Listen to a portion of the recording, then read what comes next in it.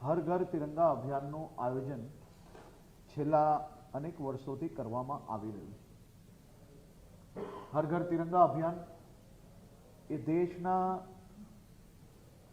વીર જવાનો, દેશને સુરક્ષા માટે શહાદત આપનાર આપણા વીર જવાનો અને એમના પરિવારો માટે, અને સાથે સાથે બાળકોથી લઈને વૃદ્ધો સુધી દેશભક્તિની આ ક્ષણો અને ભવિષ્યમાં બી દેશ માટે અનેક કાર્યો લોકો કરે અને કરી શકે તે માટે પ્રેરિત કરતા આ હર ઘર તિરંગા અભિયાનને આ વર્ષે ગુજરાતમાં કુલ મલાવીને 70 લાખથી વધારે ઘરોમાં તિરંગાઓ લગાડવા અને તિરંગાઓના સન્માનમાં રાજ્યના સામાજિક સંસ્થાઓ, યુનિવર્સિટીઝ, સ્કૂલ અને ધાર્મિક સંસ્થાઓ, આ બધી જ સંસ્થાઓ દ્વારા આ કાર્યક્રમને વધુ આગળ પહોંચાડતા આ વર્ષે તિરંગા યાત્રાઓનું બી આયોજન કરવાનું નક્કી કરવામાં આવ્યું છે।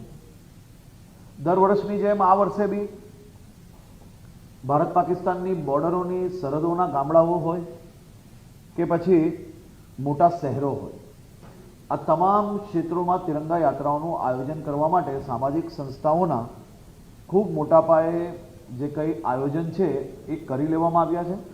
અને જે સંસ્થાઓ દ્વારા કલેક્ટરશ્રી અને પોલીસ કમિશનરશ્રી હોય કે પછી એસપી હોય, બધાને સંપર્ક કરવામાં આવ્યો છે।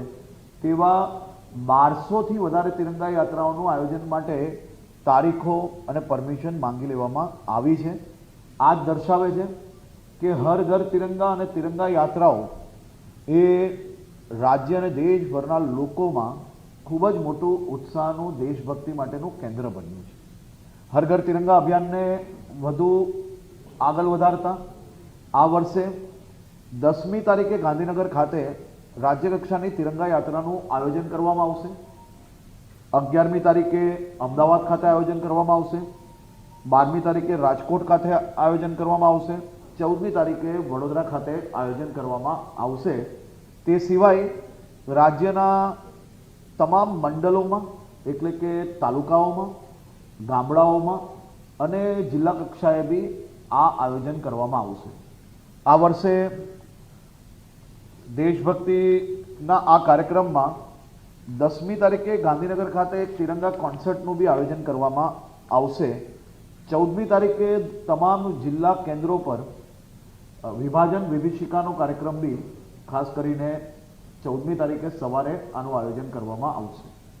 તો તિરંગા યાત્રાની બધાને જ શુભકામનાઓ આપું છું અને તમામ સમાજોને, સામાજિક સંસ્થાઓને જે લોકો જાગૃતતા રાખી આટલા દિવસો પહેલાંથી આ પ્લાનિંગો કર્યા છે, એવી તમામ સંસ્થાઓને બી હું અભિનંદન અને આભાર માનું છું।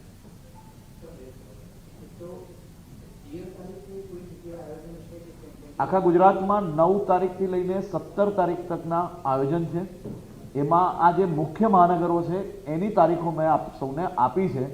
એ સિવાયના જે નવી મહાનગરો પાલિકાઓ બની છે તેમાં બી અલગથી આયોજન છે।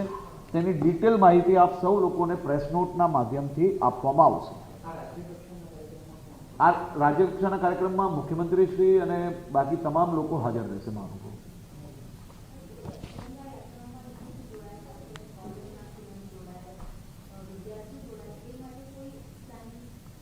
તો આમાં આ તો દેશભક્તિનો સૌથી મોટી યાત્રાઓ એટલે કે તિરંગા યાત્રા, જ્યાં વીર શહીદોને નમન કરતા, દેશના જવાનોને આભાર માનતા, એમના પરિવારોનો આભાર માનતા આ યાત્રાઓ દર વર્ષે નીકાળવામાં આવે છે। આ યાત્રામાં દર વર્ષે અમદાવાદ શહેર હોય તો 50,000થી લાખ લોકો જોડાતા હોય છે। સુરત શહેર હોય, વડોદરા હોય, ગાંધીનગર હોય, રાજકોટ હોય, આ બધામાં હજારોની સંખ્યામાં લોકો દેશભક્તિની આ યાત્રામાં જોડાતા હોય છે। અને આ વર્ષે બી ખૂબ મોટી સંખ્યામાં ગુજરાતના યુવાનો તિરંગા યાત્રામાં જોડાવાના છે।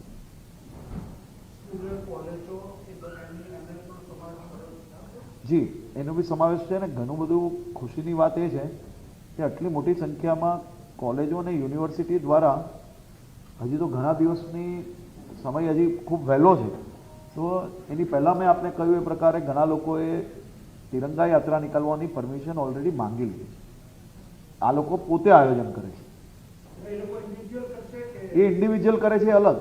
એ જ હું કહું છું કે ઇન્ડિવિજ્યુઅલ કોલેજો દ્વારા આ કાર્યક્રમોની પરમિશનો માંગી છે, તેનો મતલબ એ છે કે એ લોકો પોતે આયોજન કરે છે. આ ખૂબ સારો વિષય છે.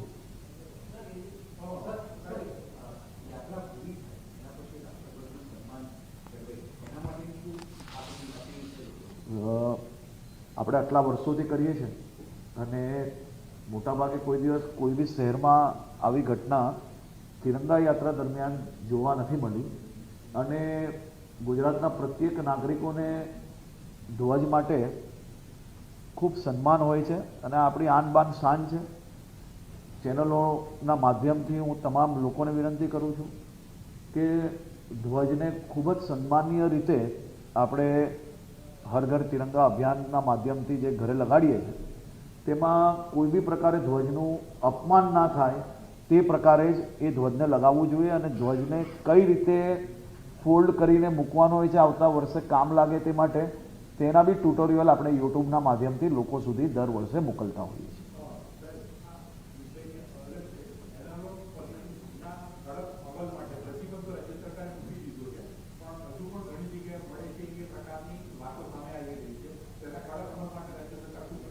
જો આદરણીય મુખ્યમંત્રી શ્રી ભૂપેન્દ્રભાઈ પટેલ સાહેબ દ્વારા કાલે જ કેબિનેટમાં એનાલોગ પનીર હોય કે પછી કોઈ બી ખાવાની સામગ્રી હોય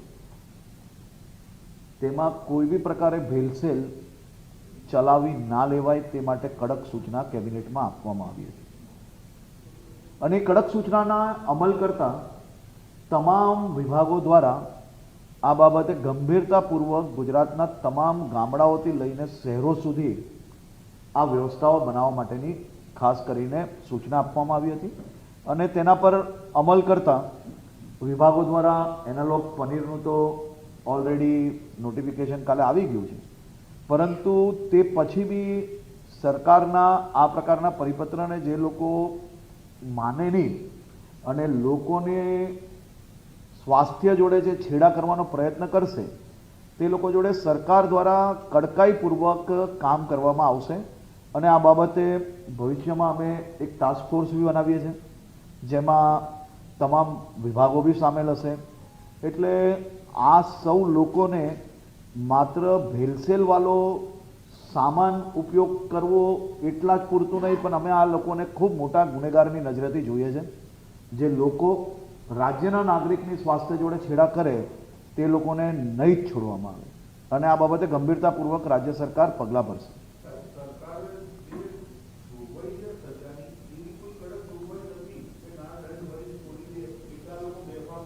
સામાન્ય રીતે દંડ ભરીને છોડી લે એટલા પૂરતું જ નથી હોતું, એને દુકાનો બી સીલ કરી શકાય અને બીજી જે વ્યવસ્થાઓ છે એના ઉપર બી ગંભીરતાપૂર્વક ટાસ્ક ફોર્સ દ્વારા કામ કરવામાં આવશે. આ બાબતની અમારી બેઠકો ચાલુ છે અને ઝડપથી ટાસ્ક ફોર્સનો નિર્ણય લઈને ટાસ્ક ફોર્સ ડિક્લેર કરવામાં આવશે.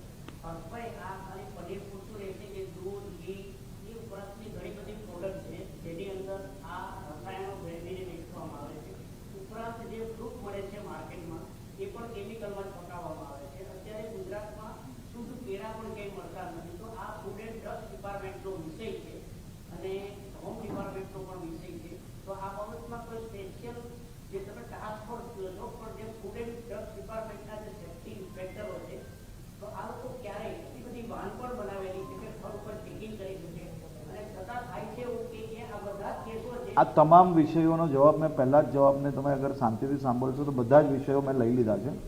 અને આ બાબતને તમારી જે કોઈ રાજ્ય માટેના જે સારા વિષયો માટેનું ચિંતન છે એના ઉપર અમે ઓલરેડી કામગીરી કરી રહ્યા છે અને એ બાબતે ગંભીરતાપૂર્વક જ પગલાં ભરવામાં આવશે ને તે માટે જ તમામ વિભાગોને જોડીને ટાસ્ક ફોર્સ બનાવવામાં આવી રહી છે.